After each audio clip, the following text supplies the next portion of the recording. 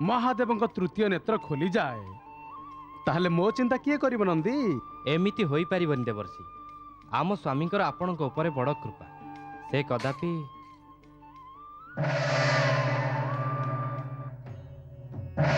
ଓಂ ନମଃ ଶିବାୟ ଓಂ ନମଃ ଶିବାୟ ଓಂ ନମଃ ଶିବାୟ ଓಂ ନମଃ ଶିବାୟ ଓಂ ନମଃ ଶିବାୟ ଓಂ ନମଃ ଶିବାୟ ଓಂ ନମଃ ଶିବାୟ ଓಂ ନମଃ ଶିବାୟ। ଦେବାଦିଦେବ ମହାଦେବଙ୍କ ଶ୍ରୀଚରଣରେ ନାରଦର ପ୍ରଣାମ ସ୍ୱୀକାର ହେଉ। ସର୍ବଦା ଜଗତ କଲ୍ୟାଣରେ ଧ୍ୟାନସ୍ଥ ନାରଦ, ଆଜି କ'ଣ ଏଠିକି ନିଜର କଲ୍ୟାଣ ନିମନ୍ତେ ଆସିଛ? ହେ ତ୍ରିକାଳଦର୍ଶୀ, ଆପଣ ତ ଜାଣନ୍ତି ଯେ ଜଗତର କଲ୍ୟାଣକୁ ନାରଦ ନିଜର କଲ୍ୟାଣ ରୂପେ ମାନିଥାଏ। ଯେଉଁମାନେ ଏସବୁକୁ ମାନନ୍ତି ଆଉ କରନ୍ତି କେବଳ ସେଇମାନଙ୍କୁ ହିଁ ଆପଣଙ୍କ କୃପା ପ୍ରାପ୍ତି ହେଇଥାଏ। ତେବେ ଏଠିକୁ ଆସିବା ଆଉ ମୋତେ ସମାଧିରୁ ବିଚଳିତ କରିବାର କାରଣ? ଆପଣଙ୍କ ଦର୍ଶନ, କେବଳ ଆପଣଙ୍କ ଦର୍ଶନ ହିଁ ମୋର ପ୍ରୟୋଜନ। ନାରଦ, ଅକାରଣରେ ତମେ କିଛି ବି କରିନଥା। ତମର ଏ ଦର୍ଶନ ପଛରେ ଅବଶ୍ୟ କୌଣସି କାରଣ ଥିବ। ମୁଁ ଆଉ କ'ଣ କହିବି ଦେବେଶ୍ୱର? ମାତା ସତୀଙ୍କ ବିଚ୍ଛେଦରେ ଏହି କୈଳାସର ବାତାବରଣରେ ଶୂନ୍ୟତା ବ୍ୟାପ୍ତ ହୋଇଯାଇଛି ଆଉ ଆପଣ ତ ସମାଧିରେ ଲୀନ ହୋଇଯାଆନ୍ତି। କିନ୍ତୁ ଆପଣଙ୍କ ଶିବଗଣ, ନନ୍ଦୀ, ଭୃଙ୍ଗୀ କୁଆଡ଼େ ଯିବେ, କ'ଣ କରିବେ? କାହିଁକି? ୟାଙ୍କର ଦୁଃଖ କ'ଣ? ଶୂନ୍ୟତା ହିଁ ସବୁଠୁ ବଡ଼ ଦୁଃଖ ପ୍ରଭୁ। ଏ ସମସ୍ତେ ଆପଣଙ୍କର ସମାଧିରୁ ଜାଗ୍ରତ ହେବାର ପ୍ରତୀକ୍ଷା କରି ଚାଲିଛନ୍ତି ଯେ କେତେବେଳେ ଆପଣ ଉଠିବେ ଆଉ ଆପଣଙ୍କ ଦର୍ଶନ ଲଭି ଆପଣଙ୍କ ବାଣୀ ଶୁଣି ନିଜ ଶୂନ୍ୟତାକୁ ପୂର୍ଣ୍ଣ କରିପାରିବେ। ତେବେ ତମେ ଏମାନଙ୍କ ଶୂନ୍ୟତା ଦୂର କରିବା ଉଦ୍ଦେଶ୍ୟରେ ଏଠାକୁ ଆସିଛ? ମୁଁ ତ ଆପଣଙ୍କ ଶୂନ୍ୟତା ଦୂର କରିବାକୁ ଇଚ୍ଛୁକ ମହେଶ୍ୱର। କେବଳ ମୁଁ କାହିଁକି, ସମସ୍ତ ଦେବଗଣ, ଶିବଗଣ ସମସ୍ତଙ୍କର ଏଇ ଇଚ୍ଛା। ଏଥିରେ ତମର ବା ଦେବଗଣଙ୍କର କି ଲାଭ ହେବ? ମହେଶ୍ୱର, ବିନା ଲାଭରେ କେହି ନିଜର ଇଚ୍ଛା ବ୍ୟକ୍ତ କରିନଥାନ୍ତି। ତମେ କାହାର କେଉଁ ଇଚ୍ଛା ପୂର୍ଣ୍ଣ କଥା କହୁଛ ନାରଦ? ଜନମଙ୍ଗଳର, ପ୍ରାଣୀମାନଙ୍କର ହିତର, ଏ ସୃଷ୍ଟିର ଲାଭ କଥା କହୁଛି ପ୍ରଭୁ। ଦେବେଶ୍ୱର, ଯଦି ଆପଣଙ୍କ କୃପାରୁ ତାମସିକ ଗୁଣ ହ୍ରାସ ପାଇ ସାତ୍ଵିକ ଗୁଣର ବୃଦ୍ଧି ଘଟେ ତେବେ ସମସ୍ତଙ୍କର ହିତ ହେବ। ଆପଣଙ୍କୁ ତ ଏ ସତ୍ୟ ଅଛପା ନାହିଁ ଯେ ଅସୁର ତାରକାସୁର ଦେବତାଙ୍କୁ ନିଜ ସ୍ୱର୍ଗରୁ ହଟାଇ ଅତ୍ୟନ୍ତ ଦୟନୀୟ ଏବଂ ଶୋଚନୀୟ ପରିସ୍ଥିତିରେ ପହଞ୍ଚାଇ ଦେଇଛି। ମହେଶ୍ୱର, ଦେବତାଙ୍କ ଦୁର୍ଦ୍ଦଶାର କିଛି କ'ଣ ଉପାୟ ନାହିଁ? ଉପାୟ? ଉପାୟ ତ ସୃଷ୍ଟିର ରଚୟିତା ବ୍ରହ୍ମଦେବ ହିଁ କରିପାରିବେ। ସେ ଦେଇଥିବା ବରଦାନରେ ଅହଙ୍କାରୀ ହେଇ ତାରକାସୁର ଅନ୍ୟାୟ ଏବଂ ଅନୀତିପୂର୍ଣ୍ଣ କାର୍ଯ୍ୟ କରିଚାଲିଛି। ତେଣୁ ଉଚିତ ହେବ ତମେ ତାଙ୍କ ନିକଟକୁ ଯାଅ।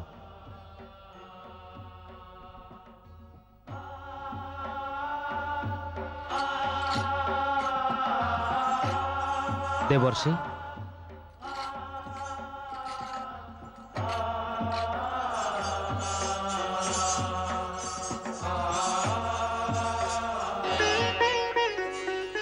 ଏବେ କ'ଣ ହବ ଦେବର୍ଷି? ନନ୍ଦୀ, ଯାହା ବି ହବ ଶୁଭ ହିଁ ହବ। ସେ ଶୁଭ କେବେ ହେବ? ଭୃଙ୍ଗୀ, ଏକଥା ଜାଣି ରଖ ଯେ ସମୟ ପୂର୍ବରୁ ଆଉ ଭାଗ୍ୟଠୁ ଅଧିକ କାହାକୁ ବି କିଛି ପ୍ରାପ୍ତ ହୋଇନଥାଏ। ଯାହା ବି ହବ ଭଲ ହିଁ ହେବ। ମାତା ସତୀଙ୍କ ଶୂନ୍ୟସ୍ଥାନ ପୂର୍ଣ୍ଣ ହେବା ମାତ୍ରକେ ସବୁ ଠିକ୍ ହେଇଯିବ। ଏମିତି କ'ଣ ହବ ଦେବର୍ଷି? ଅବଶ୍ୟ ହେବ ନନ୍ଦୀ, ଅବଶ୍ୟ ହେବ। ଭୋଳାନାଥଙ୍କ କୃପାରୁ ଅବଶ୍ୟ ହେବ। ନାରାୟଣ ନାରାୟଣ।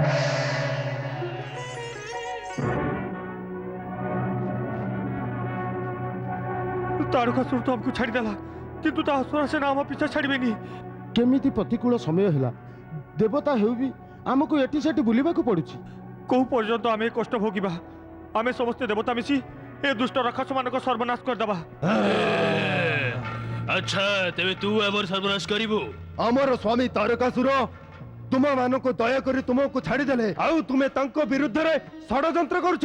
आमे तुमको दंड न देई छाड़ीबुनी।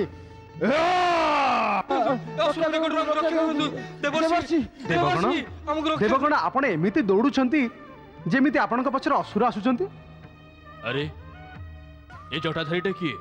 ये तो देवतांक ऋषि नारद। ତାହା ହିଁ ହେଇଛି ଦେବର୍ଷି, ତାହା ହିଁ ହେଇଛି। କିଛି ଉପାୟ କରନ୍ତୁ ମୁନିବର। ଆମକୁ ରକ୍ଷା କରନ୍ତୁ ଦେବର୍ଷି। ଯଦି ମୁଁ ଆପଣଙ୍କ ରକ୍ଷା କରେ ତେବେ ମୋ ରକ୍ଷା କିଏ କରିବ? ଦେବଗଣ, ଦୟାକରି ଆପଣ ନିଜ ନିଜର ରକ୍ଷା କଲେ ଉଚିତ ହବ। ନାରାୟଣ ନାରାୟଣ। ଦେବରାଜ କୁଆଡେ ଗଲେ ଆପଣ?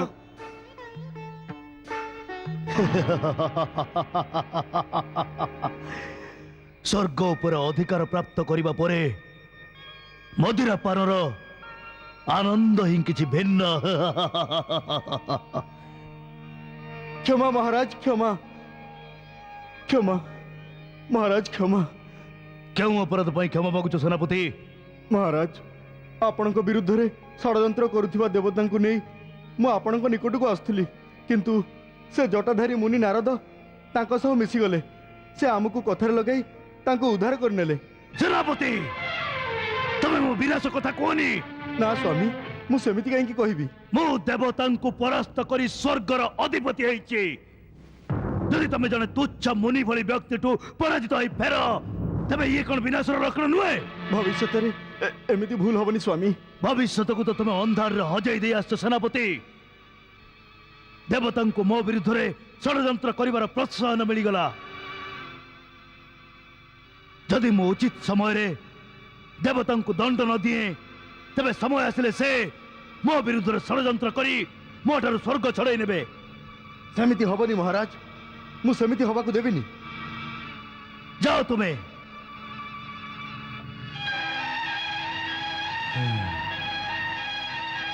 ଶକ୍ତିଶାଳୀ ତାରକାସୁର ବି କଦାପି ଏମିତି ହବାକୁ ଦେବନି।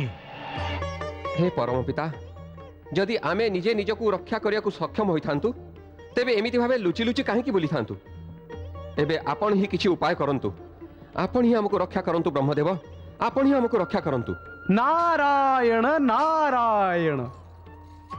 परम पिता, देवगण को दुर्दशा हेबे आउ देखि होउनी। कृपा करी यांक सुरक्षार किछि उपाय करंतु। ଉପାୟ ହେଉଛି ନାରଦ। उपाय केउठी होछि सृष्टिकर्ता? केमिति हेउछि? ଦେବରାଜ, ତାରକାସୁରର ବଧ ହେବା ହିଁ ଦେବଗଣଙ୍କ ସୁରକ୍ଷାର ଏକମାତ୍ର ଉପାୟ। କିନ୍ତୁ ପିତାଶ୍ରୀ, ସେ ଅତ୍ୟାଚାରୀ ତାରକାସୁରକୁ ବଧ କରିବ କିଏ? ପୂର୍ବରୁ ଉଦଣ୍ଡ ତ ଥିଲା। ସ୍ୱର୍ଗ ଉପରେ ଅଧିକାର ପ୍ରାପ୍ତି ପରେ ସେ ଅହଙ୍କାର ଅଧୀନସ୍ଥ ହୋଇ ଆହୁରି ଅଧିକ ଉଦଣ୍ଡ ଆଉ ନିରଙ୍କୁଶ ହୋଇଯାଇଛି। ଆମକୁ ରକ୍ଷା କରନ୍ତୁ ପ୍ରଭୁ, ଆମକୁ ରକ୍ଷା କରନ୍ତୁ ବ୍ରହ୍ମଦେବ। परम पिता, से दुष्ट तारकासुरर राक्षसगण नित्य देवतांको पीड़ित करूछंती। सेथिरु हमको रक्षा करंतु, किछि उपाय करंतु ब्रह्मदेव, उपाय करंतु। କି ଉପାୟ କରିବି? ଆଉ କାହାର ଉପାୟ କରିବି? ଦୁଷ୍କର୍ମ କରିବ ତୁମେ, ଆଉ ଉପାୟ କରିବି ମୁଁ। ଆଉ ଉପାୟ କରିବା ପରେ କ'ଣ ହବ? ତୁମେ ପୁଣି ଦୁଷ୍କର୍ମ କରିବ, ଆଉ ପୁନଶ୍ଚ ତୁମର ଏଇ ଦୁର୍ଦ୍ଦଶା ହବ। दुष्कर्म? केउ दुष्कर्म सृष्टिकर्ता? मु केबे दुष्कर्म कली? ଦେବରାଜ, ତର୍କ ଦ୍ୱାରା ସତ୍ୟ ଆଦୌ ହସ୍ତଗତ ହୁଏନି, ସମ୍ମୁଖକୁ ଆସେନି। ଇଏ କ'ଣ ସତ୍ୟ ନୁହେଁ ଯେ ତୁମେ ସମୁଦ୍ର ମନ୍ଥନରୁ ପ୍ରାପ୍ତ ଅନେକ ରତ୍ନ, ଉପକରଣ ଏବଂ ସିଦ୍ଧି ପ୍ରାପ୍ତ କରି ଭୋଗବିଳାସ କରିନଥିଲ? ଇଏ କ'ଣ ସତ୍ୟ ନୁହଁ ଯେ ସୁଖ ଆଉ ସୁବିଧା ପ୍ରାପ୍ତ ହେବା ପରେ ତୁମେ ନିଜ କର୍ତ୍ତବ୍ୟ ଆଉ କର୍ମରୁ ବିରତ ହୋଇ ରାଗ ରଙ୍ଗରେ ବୁଡ଼ି ଯାଇଥିଲ? ଇଏ କ'ଣ ସତ୍ୟ ନୁହଁ ଯେ ତୁମେ ପର ସ୍ତ୍ରୀ, ପର ଧନ ଆଉ ପର ସମ୍ପତ୍ତି ପରେ ସର୍ବଦା କୁଦୃଷ୍ଟି ରଖିଥିଲ? ଆରେ, ତୁମକୁ ରାଜପଦ ଏଇଥିପାଇଁ ମିଳିନଥିଲା ଯେ ତୁମେ ସର୍ବାଧିକାରୀ ହୋଇ କେବଳ ସ୍ୱର୍ଗ ସୁଖ ଭୋଗ କରିବ, ଅନ୍ୟକୁ କଷ୍ଟ ଦେଇ ତାଙ୍କର ଶୋଷଣ କରି କେବଳ ସ୍ୱର୍ଗକୁ ସପ୍ତରଙ୍ଗୀ କରିବ। ତମେ ଏସବୁ କରିଚାଲିଲ। ସଚି, ତମେ ବି ଚୁପ୍ ରହିଲ। ଯଦି ତୁମ ଭୋଗ ପ୍ରବୃତ୍ତିର ଇଏ ସମୟ ପୂର୍ବରୁ ବିରୋଧ କରିଥାନ୍ତା, ତେବେ ନା ଆଜି ତୁମେ ଦୁଃଖରେ ଥାନ୍ତ, ନା ତୁମର ଦେବ ପରିବାର ଦ୍ୱାର ଦ୍ୱାର ବୁଲୁଥାନ୍ତା। नारायण नारायण देवराज इंद्र। पिताश्रींकर कहिबार तात्पर्य एया जे गुड़ खाइबा परे केही कोन लवणर स्वाद चाखी थाए, जेमिति जलरे मत्स्य थोप देखि डेई थाए, किंतु जलरे एमिति कोनोसी थोप नाही जेउथरे कंटा नाही। अनावश्यक क्षुधा पछरे रोग, अधिक घृणा पछरे पीड़ा, आ बल प्रयोग रे प्राप्त होइथिबा सुख पछरे सर्वदा दुख ही रही थाए। ହେ ପରମ ପିତା, ମୁଁ ଆପଣଙ୍କ ଅଭିପ୍ରାୟ ହିଁ ସ୍ପଷ୍ଟ କରିଛି, କିଛି ଅନୁଚିତ ତ କହିନି। ନାରଦ, ପ୍ରଶ୍ନ ତୁମର ଅନୁଚିତ କରିବାର ନୁହଁ। ପ୍ରଶ୍ନ ହେଉଛି ଦେବରାଜ କ'ଣ ଉଚିତ ଭାବିଲେ? ସେ ତ ଠିକ କଥା ପରମ ପିତା। ସମଗ୍ର ବ୍ରହ୍ମାଣ୍ଡର ବୁଝାମଣାର ଭିନ୍ନତା ଅଛି। ବୁଝିଲେ ତ ଆଲୋକ ହିଁ ଆଲୋକ, ଆଉ ନ ବୁଝିଲେ ନାରାୟଣ ନାରାୟଣ। ନାରଦ, ତମେ ଗମ୍ଭୀର ପରିସ୍ଥିତି ଏବଂ ପ୍ରସଙ୍ଗରେ ବି ଏମିତି କୌତୁକ କରୁଥିବ? କ୍ଷମା କରନ୍ତୁ ମାତେଶ୍ୱରୀ, ମୁଁ କୌଣସି କୌତୁକ କରୁନଥିଲି। ମୁଁ ସତ୍ୟ କହୁଛି। ସିଏ ବି ଏମିତି ସତ୍ୟ ଯାହା ସ୍ୱର୍ଗଲୋକରୁ ନେଇ ମୃତ୍ୟୁଲୋକ ପର୍ଯ୍ୟନ୍ତ ବ୍ୟାପ୍ତ ହୋଇଛି। ଯଦି ଆପଣଙ୍କର ମୋ କଥା ଉପରେ ବିଶ୍ୱାସ ନାହିଁ, ତେବେ ଆପଣ ନିଜେ ମୃତ୍ୟୁଲୋକକୁ ଦୃଷ୍ଟିକ୍ଷେପଣ କରି ଦେଖନ୍ତୁ। ଯିଏ ବି ସ୍ୱାର୍ଥ, ଲୋଭ ଆଉ ଭୋଗର ଲାଳସାରେ ପଡ଼ି ଅବୁଝା ଅଜ୍ଞାନୀ ହୁଅନ୍ତି, ସେମାନେ ସମସ୍ତେ ଅନ୍ଧକାରରେ ବୁଡ଼ି ଚାଲନ୍ତି। ଏହା ହିଁ ବିଶ୍ୱବ୍ୟାପୀ ସତ୍ୟ। ଦେବରାଜ ଇନ୍ଦ୍ର, ନାରଦ ତାହା ହିଁ କହିଛନ୍ତି ଯାହା ମୋର କହିବାର ଥିଲା। ତୁମେ ସ୍ୱର୍ଗର ଅଧିପତି ହୋଇ ଦେବତାଙ୍କର ରାଜା ହୋଇବି ନିଜ ଭୋଗ ଇଚ୍ଛା ଯୋଗୁଁ ସବୁକିଛି ହରେଇ ବସିଲ। କିନ୍ତୁ ତାମସିକ ପ୍ରବୃତ୍ତିର ତାରକାସୁର ନିଜର ଜପତପ ବଳରେ ମୋ ଠାରୁ ବରଦାନ ପ୍ରାପ୍ତ କରି ନିଜ ଅସୁର ଜାତିର ଉତ୍ଥାନର ମାର୍ଗ ପ୍ରଶସ୍ତ କରୁଛି।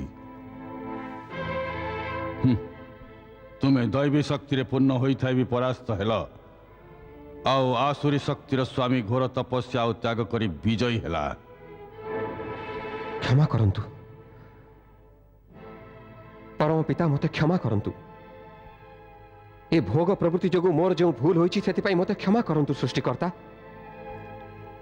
ମୁଁ ଦେବରାଜ ଇନ୍ଦ୍ର ଆପଣଙ୍କୁ ଏ ବଚନ ଦେଉଛି ଯେ ଭବିଷ୍ୟତରେ ଏଭଳି କାର୍ଯ୍ୟର ପୁନରାବୃତ୍ତି ଦେବତାଙ୍କ ଦ୍ୱାରା କଦାପି ହେବନି। ହଁ ପିତାଶ୍ରୀ, ମୁଁ ବି ଭବିଷ୍ୟତରେ ସାବଧାନ ରହିବି। ଆପଣ କୃପା କରନ୍ତୁ ଯେ ତାରକାସୁରକୁ ଦେଇଥିବା ବରଦାନ ଫଳବତୀ ନ ହେଉ। ଅସମ୍ଭବ। ଇଏ ପ୍ରକୃତିର ନିୟମ ବିରୁଦ୍ଧ। ବରଦାନ କୌଣସି ବାଳକଙ୍କ ଖେଳନା ନୁହଁ, ଯାହାକୁ ଇଚ୍ଛାନୁସାରେ କେବେ ବି ଆଦାନ ପ୍ରଦାନ କରିହେବ। ସତ୍ୟ ହେଉଛି ଏଇଆ ଯେ ବରଦାନ ଦିଆଯାଏନି, ସେ ତ ସାଧକ ଦ୍ୱାରା ପ୍ରାପ୍ତ କରାଯାଏ। ନିଜ ଜପତପରେ ସଞ୍ଚିତ ପୁଣ୍ୟ ବଳରେ ସାଧକ ବରଦାନ ପ୍ରାପ୍ତ କରିଥାଏ। ଯେ ପର୍ଯ୍ୟନ୍ତ ତାର ପୁଣ୍ୟ ବାକି ଥାଏ, ବରଦାନର ଶକ୍ତି ବି ତାକୁ ସାହାଯ୍ୟ କରେ। ପୁଣ୍ୟର ମାତ୍ରା ହ୍ରାସ ହେଲେ ବରଦାନ ବି ନିଜ ପ୍ରଭାବ ହରେଇ ବସେ। ତାରକାସୁରର ପୁଣ୍ୟ ଯେ ପର୍ଯ୍ୟନ୍ତ ତା ନିଜ ସପକ୍ଷରେ ଅଛି, ତାର କିଛି ବି ଅହିତ ହେଇପାରିବନି।